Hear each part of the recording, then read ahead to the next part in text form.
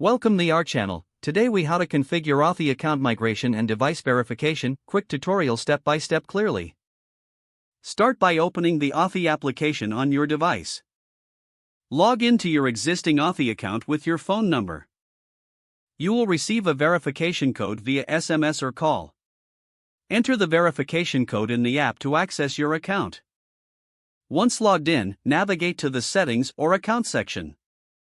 Look for the option labeled Account Migration or Device Management.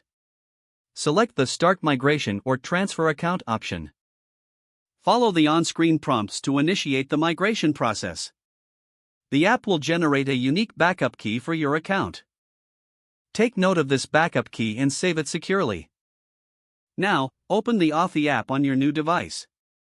Choose the option to add account or restore account. Enter your phone number and select Next to proceed. You will receive another verification code sent to your phone. Input this verification code in the newly installed Authy. After validating the code, you will have options for account recovery. Select the option to use your backup key for account restoration. Enter the backup key you saved earlier.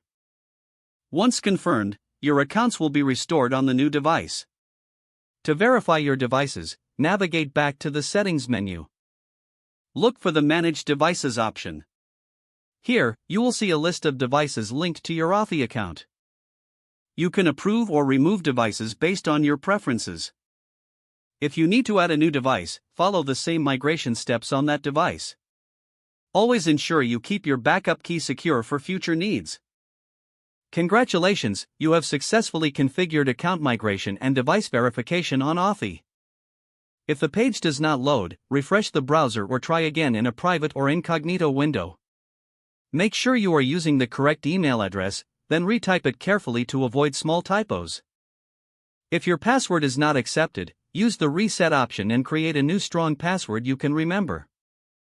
Check your spam folder for verification or security emails, then complete any requested confirmation steps. Don't forget to like this video and subscribe to our channel.